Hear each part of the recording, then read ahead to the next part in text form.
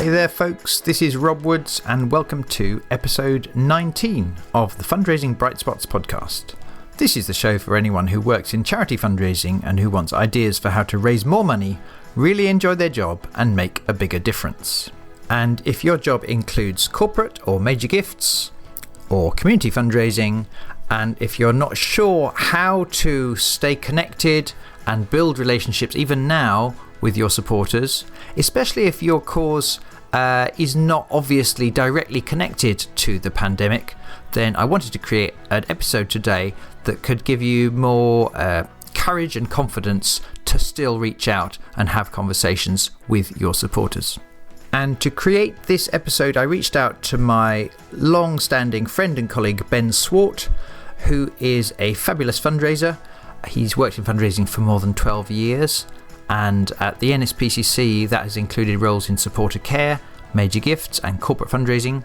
He's currently the head of new business for corporate fundraising at the NSPCC, and he's done that role for more than 5 years. He also works for Bright Spot. You may know him either from his fabulous conference sessions or from the training days he delivers on behalf of Bright Spot.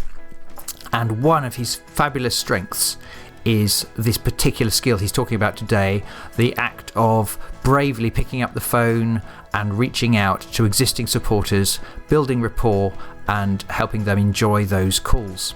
One of my favourite things about talking to Ben is invariably at the end of a conversation with him, I find myself more encouraged and indeed inspired to get on with it, be brave and take action. This conversation was no different for me, and I hope it has a similar effect on you. This episode of the Fundraising Bright Spots podcast is brought to you by the Bright Spot Members Club.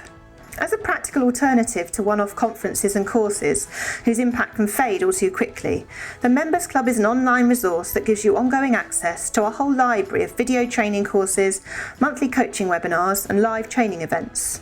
It's all designed to help you learn, enjoy your job and raise more money. To join the 300 fundraisers already in the club, or just to find out more, go to brightspotfundraising.co.uk. Hello Ben Swart, how are you? I'm very good, thank you, Rob, considering the strange times we live in today. I'm really good, thanks. How are you? Really well, thank you. Again, considering what's going on.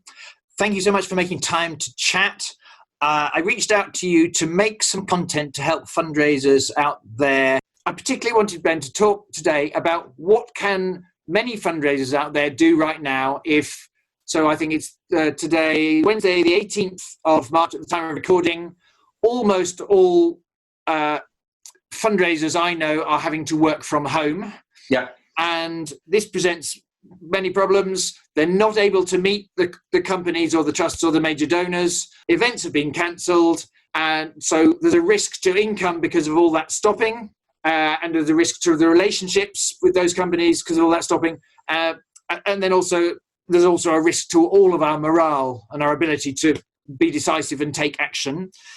When we spoke recently, Ben, you have a particular thing that you are doing more of now and you're encouraging your team to do more of that is not all obvious and automatic. What's a key thing you would prescribe for us to include in our work activities now?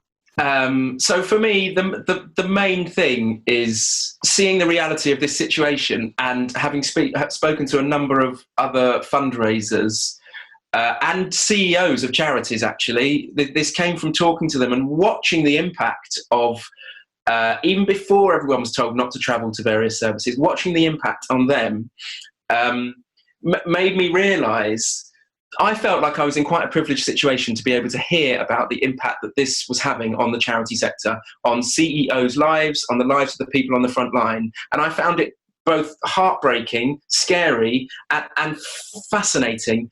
And it made me angry and want to do more. And what I realised was normally we would be putting these sentiments, these real examples, this content across to our donors if we're in front of them face to face, if they, like you're saying, if they come to our events. And so there's this fear at the moment that I don't have the event to look forward to or plan for, so I'm not sure what I'll be doing. They're not accepting coffees with us. We had a donor who was this time last week, they literally sent an email saying, yeah, I'll see you next week, I can't wait. And 48 hours ago they said, no, we can't meet you anymore. And yet what we've got to be doing is finding ways to speak to those same people, whether that is when they're working from home or wherever they are. I guess for me, what I realised is that they are just as scared as we are. They're in the same situation that we are, just not in our sector. And I've noticed a couple of things that I might come on to, but it is our responsibility, I think, to spend time reaching out to the people who are nearest and dearest to us, whether that is current supporters, current trustees, current previous supporters, people who, if you could pick 5 people who you think of as who are close to you, it's our responsibility to connect with them. And just like we're doing now, use our cameras, use Zoom and Skype and Microsoft Teams and WhatsApp, FaceTime to talk to them about what this situation is for how it's interacting, how it's impacting on their life, and then help them to understand what it's doing with ours. And what was interesting is when I look at actually what we were planning to do as a team, and when I look at the conversations I've been having with other fundraisers, how much of our time is spent choosing to do that. Loads of time seems to have been about, I want to clean up my pipeline, and definitely that's an important thing to do. And I want to do more research, and I could plan creative ideas. And I'm not saying don't do those things, but we're sort of assuming that because we can't get any FaceTime with donors, that's it, it's done. And what I've realised is that this moment presents itself with a real opportunity for us to speak to them about something that we're all feeling and thinking about right now, if that's clear. Yeah. In terms of what you and I have always taught, especially community fundraisers, corporate fundraisers, and high-value major gifts or trust fundraisers, a key tenet we have always taught is that metaphor of test drives. Yes. I always teach people that the most successful BMW salespeople I've heard about, they don't focus on trying to sell cars. The most important thing is they focus on booking test drives. And if they focus on getting more test drives, then to some extent, the car sales take care of themselves. And they do that, A, because their job becomes more fun, because they like people and it's energizing. But B, because the more people who end up experiencing your product, connecting, as that number goes up, sooner or later, some of those people are going to buy your product and buy your car. So I tell that example, and we use it as a metaphor in my courses to help people more deliberately focus on, in fundraising world, test drives means get people to come to our event or have cups of tea or coffee with us. And why? Because that whole metaphor translates across. The more people you chat to who could care about your cause in either of those situations, sooner or later, A, it energizes you, and B, sooner or later, you're going to meet some people who do want to run the marathon for you, do want to become your partner, or do want to give again. Right now, for the foreseeable future, we can no longer think of test drivers come to our event or get coffees with us, but I can't do those two, but now in my head, test drive focus means have more conversations, actual conversations on the phone or using video technology than most fundraisers are doing right now. And day in, day out, you were saying to me, Ben, that's a key thing you're getting your team to be doing day in, day out. Who could I chat to who already cares about our cause? Can I actually connect with them and chat rather than just send them an email? As obvious as that sounds, my experience over the last couple of weeks is that many charities are not doing that. It takes a little more courage, and some of us are feeling less brave now, understandably. We may be thinking that the donor doesn't want to talk to us right now. They've got enough problems. There's all kinds of reasons why we're not doing it. You mentioned yesterday, Ben, our friend James, when he needed to communicate with people who were about the cancer or the postponement of the London Marathon. Just remind me of that little story. Yeah, so he was telling me that we were messaging after the London Marathon had been postponed and how hard that had been. And he said that he called and got in touch with all of the people who were running the London Marathon for them to tell them that it would no longer be going ahead apologise and completely see things from their point of view. And he said that pretty much every person he talked to, and it was calls, every person he talked to said, it's coming. If it's in October, I'll do it for you. I am still on for doing it for you. And part of his reason for calling was to just gauge that, as the head of fundraising, as the head of those sorts of events. Gosh, if we push this to October, will these people still be willing to run 26 miles for me? And he's, whether he's still unsure as to whether they would or not. But he took the time to speak to them, to tell them about the situation, and literally one by one, they said, "Yeah, of course, I will still do this for you. This is tricky times. Let me keep doing this for you." And I know that when we talked about this, you mentioned that even if it's a worry that in 6 months' time, gosh, will they still be able to do it? There's something about that essence of commitment and consistency that by saying to the head of fundraising of Sue Ryder on the phone, "Yeah, I'm still going to do this for you," that will be playing in the back of their mind when they go for their training.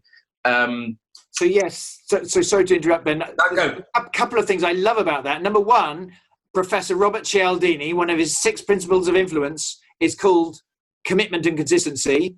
And there's immensely powerful research that shows that if someone says to you that they're going to do something, because you made that extra little call, that extra opportunity for them to say it to you verbally, it makes a dramatic increase in the likelihood that they will follow through. The most famous study was of the problem faced by NHS GP surgeries, where people would not show up for an appointment, but the act of the receptionist booking the appointment, doing an extra step to get the other person to state back the date and time of their appointment, and or for them to write it down themselves rather than you write it down for them. Either of those things that increase in a seemingly banal, tiny detail way, dramatically increased, or rather decreased, the number of no-shows, saving more than, I don't remember how many, but many millions of pounds worth of GP time, that extra step of commitment and consistency. So I believe James, having actually had the conversations, seriously increased the chances that fundraising will happen from those people who care about his cause. Secondly, just notice what difference it's going to make to James, who's had a chance to talk to those people. Yeah. And have such strong and potentially more emotive, more emotional, solidarity-building conversations of mutual support. How encouraged he feels after making 6 of those calls, compared to if he hadn't done that and he'd just sent an email. The rest of his day is going to be filled with more optimism, more managing the meaning of this, that all is not lost. Fundraising will pick up again, because he actually had the conversation rather than a safer feeling, but more distant and less personal type of communication.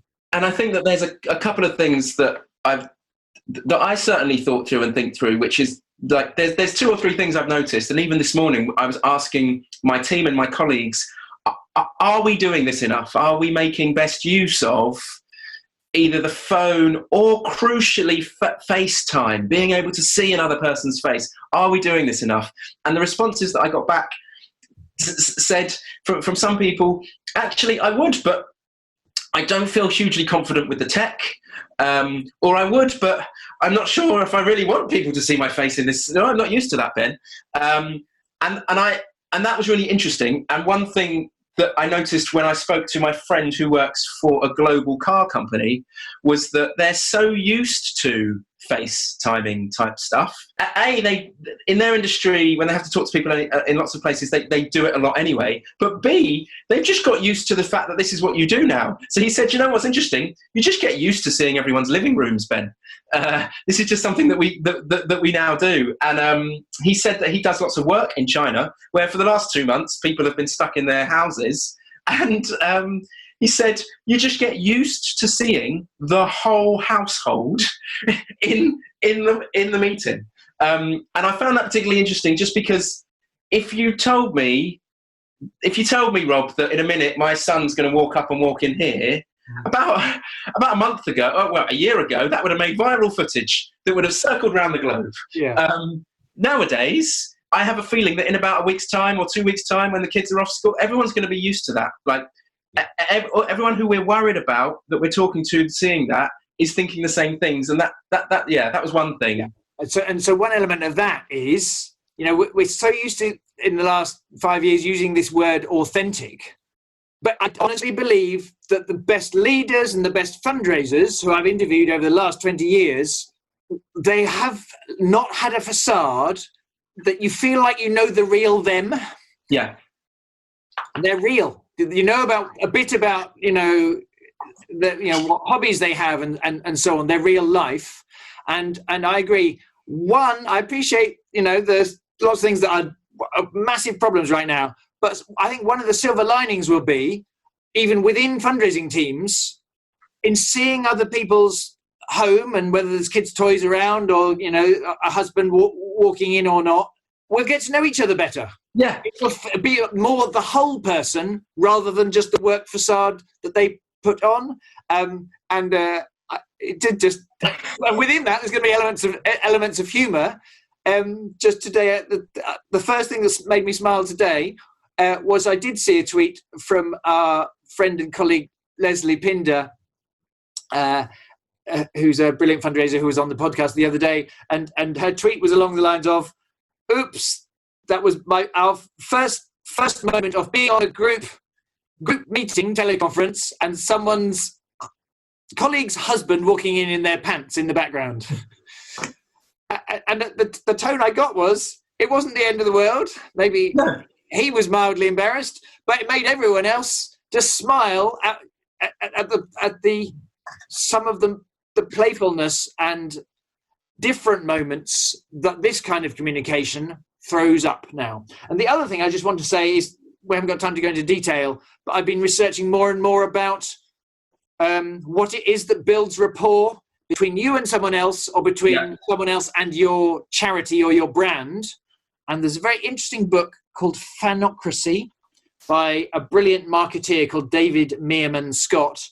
And there's a whole chapter there about proximity and the power of, when you're very close to someone physically, your brain reacts differently and on the whole, much better, because you only ever are within 1.5 meters of someone who you really like and or trust. Now, right now in the world, all of that power of proximity is being potentially removed for you to build rapport with your supporter. So the old reason you must get coffee, that can no longer work for you. But I was fascinated that he's got research about the mirror neurons that say, if you are having a video conference call, lots of the same mirror neurons are firing as if you were 1.5 meters from someone having coffee with them, because your brain can't tell the difference, that it's not real, it's virtual. And so some of the same benefits of having a face-to-face chat or a chat at an event are happening if it is possible to not just be on the phone to them, but it's possible to actually see their face as well, technology notwithstanding. I love that. And the thing that made me, I mean, the other fear, so one other thing was the technology. The other fear was that right now, are they really going to want me to interrupt their day? Like, the truth is, Ben, we're all struggling. What is it we're going to do? And there are a couple of things that made me realise that not only is that, it might be true, but actually not only is that probably wrong, but it's more wrong than it has ever been right now. Yes. I'm just going to quickly find this tweet. Here it is. This went viral. It's 14,000 retweets in about an hour. And it is the story of two boys in Asda who they were shopping. They're 13 or 14. This is what the guy says. And they were at the pasta aisle, and there was 2 last bags of pasta on the whole shelf. And they had picked them up. And then just at the point that they picked them up, they turned and they saw a really elderly lady standing there looking at the shelf, realising she wouldn't have any pasta. And they give her the pasta. They go, "Here you are, love. You deserve it more. You need it more than us." And as they run down the aisle, they shout to their mum, "No more pasta left, mum." And that went absolutely viral as this wonderful moment where we decided to use this, that we knew the horror of Corona, the vulnerability of that woman, and it's just a wonderful moment of where people are wanting to help. And if you actually have a look at Twitter, So on the same day, there were comedians, there were multimillionaires, there were business owners who were doing something called opening their direct messages, which means which means anyone at any point can send me a private message. They don't normally do that because they get inundated. Opening their private messages for 5 or 10 minutes at a time and saying, message me if you feel like you are panicked, you don't know where money's going to come from, you've lost your income, message me. And this is, lots of them are in the US, with your PayPal link, an account, and I will deposit some money in there. And they were literally, Rob, saying to people, you just tell me what your problem is and I'll donate you some money, because I have the power to help people right now when all around I see people who need help. And what I found fascinating is that there's two main feelings that I've certainly been having and that I've noticed these people have. And one of them is fear at the current situation. And then the very second moment is, if I can do something to help someone, I will damn well help someone. And what I know is that the same applies for the people that we'll be speaking to. And that if we call them and tell them the reality of what it is that we are hearing from our frontline services, and that's for another bit of this, is how you can make sure you're hearing that. Yeah. But if we tell them about the reality of what is about to hit, they are going to want to help. If they have the capacity to help. Like, if they're a local bakery, a local restaurant, and actually this could well be the end of them for the next 3 months, they might not be the people who can help you. But if they have if anything in their life can help another organisation at the moment and they realise they need it, then they're going to help. And just to pause on this, I come from an organisation, the NSPCC, that is regularly asked in pitches, if we were not to fund this project, Ben, what would happen? Or what would the world be like if you weren't here? And I can tell you from...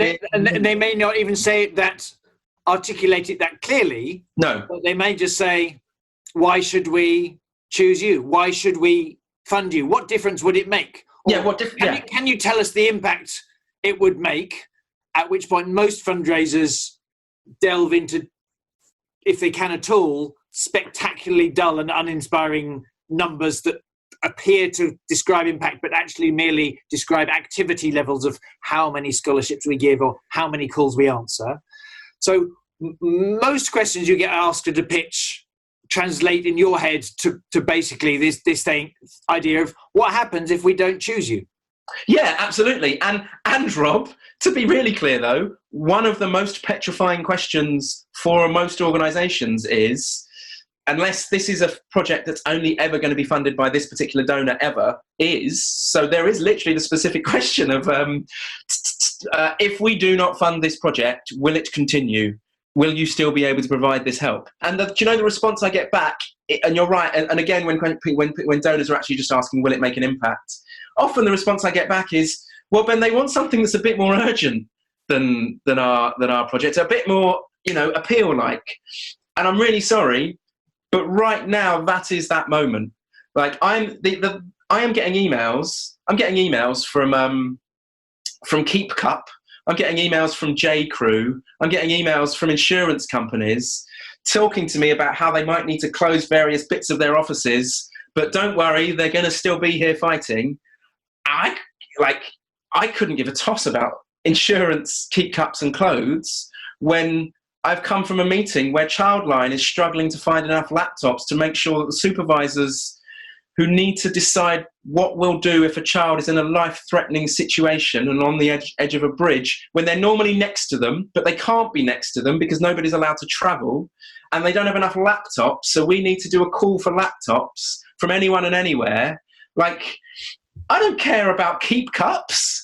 Right now, if we choose to ask our own organisations, what are we doing right now? What are we scared of? Where are we panicking? And it's okay to panic. If we find that stuff, I'm saying, and this links all the way back to the original point, the people who we speak to will be interested in how organisations like ours are daring to try and survive during this time, whether that is your fundraising team and the marathon places that are no longer there and the income that won't be there, whether that's the event that we had planned, or whether that is young people on the front line who will no longer have anywhere to go because when they finish school, your youth club was the only place that they could go to, or your theatre was the only place that they could go to. What we know is that you're going to have some really compelling and quite frightening stories and examples of what coronavirus is doing to your charities. I think it is our responsibility to take those stories, to write them down like I've been saying for a decade, and to use them when you are speaking to the people who will now be, because there's two other bits to this, who will now be working from home. And for the next few weeks, with the uncertainty that comes day by day, they will find themselves with time where you might be able to speak to them and FaceTime them in ways that you couldn't before. And if you are worried that you're interrupting their day and you're not sure how on earth you're going to start this conversation with them, I said this to you, Rob, didn't I? November, at middle of 2010, I think there was a Russian blizzard, and the whole of London, the whole of November, we had -14 and we had snow that was so deep that all the buses stopped, tubes stopped, people had to work from home when we didn't know how to work from home. Literally, everything stopped. I think my wife and I, we had a snowball fight in the street with other people. And I was a major gift fundraiser at the time, struggling to figure out how I would ever build rapport with or help someone to connect with me on the phone or face-to-face. And the thing that changed every phone call was the sentence of, how are you dealing with the snow? And it was like, oh gosh, well, my kids' schools have been closed. We're struggling with work. And right now, in all honesty, the reason why I am calling and I will call our donors is not to say to them when they answer the phone, help me, please help me. It's to say to them, I'm really interested. How are you coping right now? Where are you working from? What are you doing? What impact is it having on you? And everything I know about people is that A, they're going to give me some really good answers about what they're doing. And then the very next thing they'll ask is, how are things going for you? Which is my chance to start telling them about the reality of what this situation is doing. And I'm not doing this because I expect them to give there and then. I'm doing this because I just want to connect with them and keep them in my mind, keep us in their mind over the next few weeks and few months. And this is an unprecedented opportunity to do that. And an unprecedented opportunity where we are all leveled. It doesn't matter who we are. We're all basically in the same boat at the moment. Yeah, and I'm guessing the listener or viewer can tell this from some of the brief conversations or even just looks they've exchanged with people they don't know at all or people they barely know. When you've said, where normally you would say, how are you? And so I'm fine. In the last week, my guess is you've said, how are you doing? In a more meaningful way, and they've understood that you're genuinely concerned. You're not just saying it politely to then move on with your walk or get the shopping. And so that's this leveler effect that Ben is talking about. Everybody in all levels of society is, one of the effects of the pandemic is we are more connecting and caring about the plight of those around us than we normally would be. A crucial thing about this tactic Ben is doing and his team are doing is in making that call, you're giving an outlet to someone, a valuable outlet to someone who cares about leukemia or the plight of refugees or the importance of having a theatre in our town, a youth club, at a time when we are caring more about others potentially than in a more deliberate way than we normally would be. Many people don't have an outlet for how they could care about their local theatre or their local youth club. Yeah. There's no shortage, in my experience, of people right now who are caring about, for instance, elderly people in their village. I couldn't agree more. And I guess that's the thing is, if I were listening to this, I would just either on my own or back to your original point of helping you to change your state. This is a great excuse to have a FaceTime with your own team and ask yourselves the question, who are the who are the 5, 10, 15 people, trustees, current donors, current corporate partners, current community groups, current relationships that I have, current volunteers in the local area who've always helped me. Who are those people that, and I would draw that list as quickly as possible. You could do this by the end of the day, and I would literally just one by one give them a call and talk them through and ask them, how are you doing? How's things going for you? What's it like in your world? And then match it to the things that are going on in your world and see where that takes you. I will be fascinated, and I think for another time we can explore how you understand what your charity is trying to do today, what the problems are and what the solutions are. I will be fascinated, because I'm sure that you'll be able to, in that conversation, find ways that you can help each other. I bet you can. But for now, I would say, number one, just give yourself a list. Who are the people who, like, I can think of them on the top of my head, of our last few corporate partners, who I would write down the list of senior people that I trust, who I'd be fascinated to get their view on how their organisations are managing this situation. Some major donors I can trust, I'd be fascinated to know their point of view. And then also to let them know where we currently are, what we're currently doing. They will also be interested. If I'm just as interested in what they're doing at the moment, they'll be interested in ours. And then it will be, and I guarantee, Rob is absolutely right, this will help you, certainly in the long term, certainly with your own sense of morale and productivity. So then, Ben, in terms of FaceTime, actually FaceTiming someone out of the blue, especially if there's someone we don't know well, is a bit weird, isn't it? Are you saying if you do have a phone number for any corporate or major donor who's ever supported you, call them first using the phone, because that's actually easier to start the conversation, to get your foot in the door, so to speak? Yeah, absolutely. I think that's a good question, because so the main thing I would suggest is give them a call, and like you would normally be doing, if that is the moment, just to check, do you have time now for a quick call? If the answer is yes, then the next thing I would say is, that's good. Because I'm so starved, in all honesty, this is what I would say, because I'm so starved of seeing another human's face. Can we do a Skype?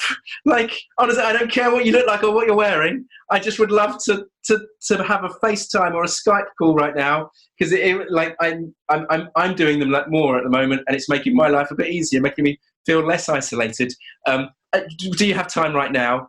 That would be my next question, would be, if you have time for a phone call, you've got time for a FaceTime.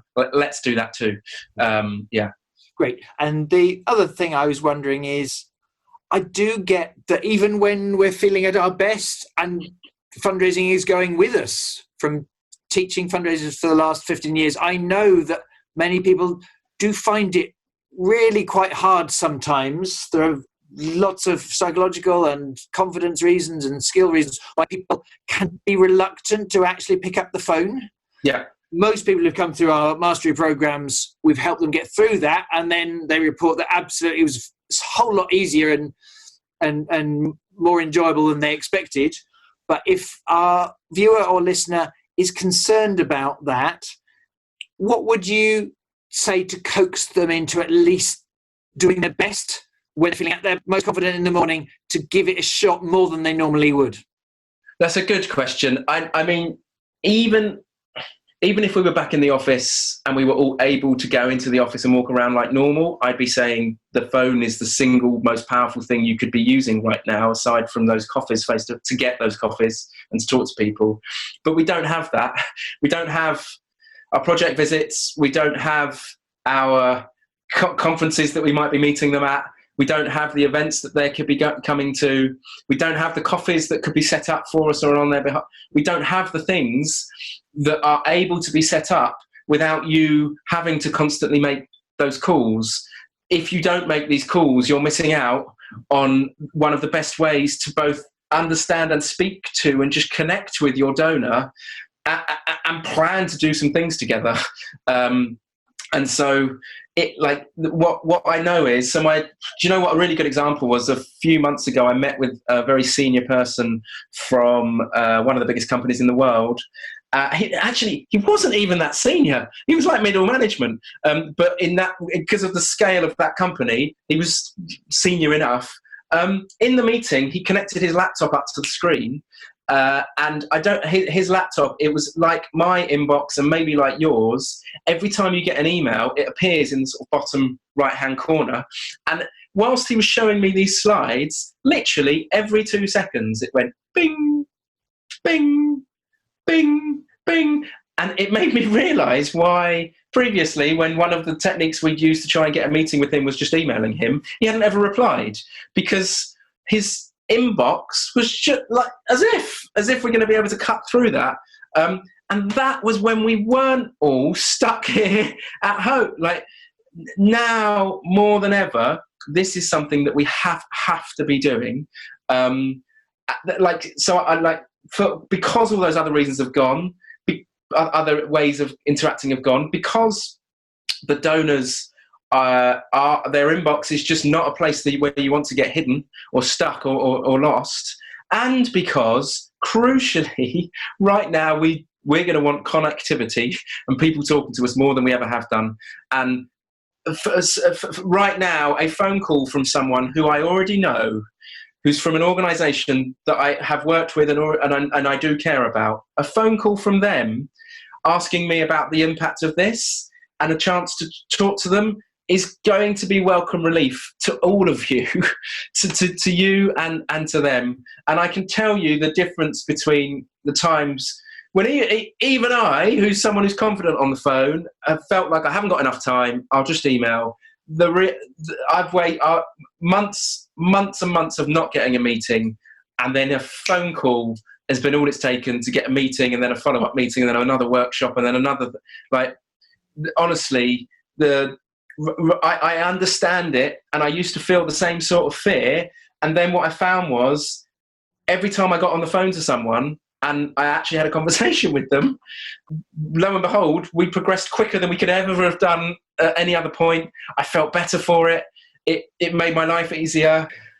One of my friends is a director at an arts organisation, and when Boris made the announcement that don't go to the theatre, don't go to the local restaurant, don't go out, so they're a charity, they looked at their situation and realised that if nobody bought a theatre ticket for the next few months, that could literally be the end of their organisation. And so I was asking him about what he's doing, and he said, well, tomorrow morning, because it was an evening, tomorrow morning I am calling every single one of my main donors to let them know the situation. He didn't say, tomorrow morning I am going to write a really well-crafted letter and mail it out or email it out.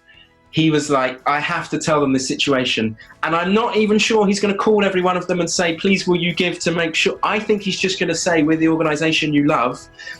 You've probably seen in the news the impact. I want to tell you the impact it's having on us. So I hope you found listening to my discussion with Ben was encouraging and useful. If you did find it helpful, please do share it on with your colleagues or on social media. And if you want to get in touch, we'd love to hear from you. We're both on LinkedIn, and on Twitter, Ben is @BenSwart, SWART, and I am @Woods_Rob. I've written a summary of the key ideas we talked through in the episode notes on our Brightspot fundraising website. If you'd like to hear more of Ben's advice on this and other fundraising subjects, this was just one excerpt from a full interview I recorded with Ben for the Brightspot Members Club.